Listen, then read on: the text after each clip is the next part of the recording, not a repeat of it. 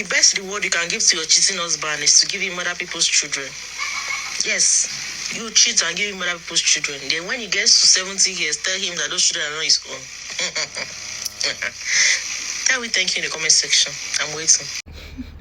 So I saw that story a while ago and I thought it was completely madness, and I kept meaning to speak about it, but I heard another story last night.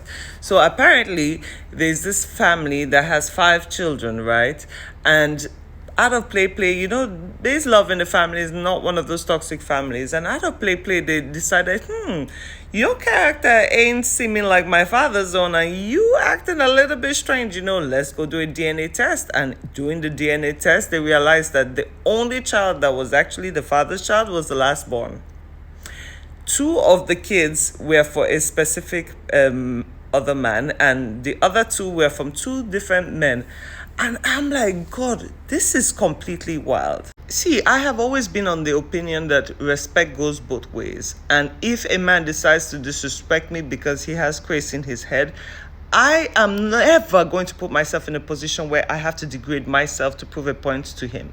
I would walk away. Now, back in the days, we used to stay and fight and cry and and we stand up staying. Now, I wouldn't give you my complete silence. If you can go as far as disrespecting me, then we have absolutely nothing to discuss, especially when we're married. We have nothing to discuss.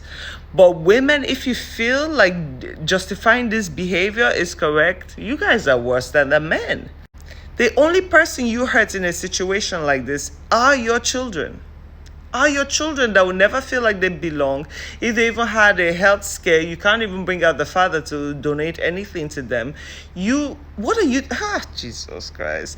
See, there's no way around this topic. Bad is bad, wrong is wrong. Listen, walk away from things you cannot put up with. If you cannot put up with a cheating man, because somehow the whole of Africa has convinced themselves that, this is part of what a man should be. Nonsense. But to go as far as laying with another man and giving your partner children that he's going to raise, it is very... It is a punishment, but that is insane. Come on. And then I find it very strange for a lot of women who decide to tie the knot and they go as far as on their wedding day having affairs with their exes. Like, what goes through your minds at that moment?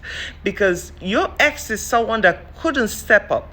He couldn't do what he was supposed to do as a man. You probably broke up because he cheated on you or did something bad, but you tell yourself it is okay to disrespect your new partner with an ex that couldn't even stand up to do the right thing. Like, are you guys okay though? See, I don't care how you flip and turn it. There would never be a justification for this kind of behavior. The only person you hurt in the long run is that same child you claim to love so much. And when I say our generation is completely oppressed and delusional, believe me, and half of this same kind of people will be the ones bantering in my comments and throwing all the biggest shades. You have no morals and you have no discipline, and this is exactly the consequences of that. When I come for people, I come for men and women. It is time for us to come out of this lack mindset. It is time for us to actually do what we're supposed to do as individuals. But instead, pain creates more pain. It's a cycle. It's an endless cycle that would never end. Men feel like they are wise and they feel like they're superheroes, so they feel they're entitled to do things. But guess what? These are the consequences of your actions. You are the one pushing the women to act stupid like this. You are the one. There's no difference. So I come for men and I come for women too. I will never be, I'm taking women's side, because you guys are as hateful and as winchy as possible. Look at it.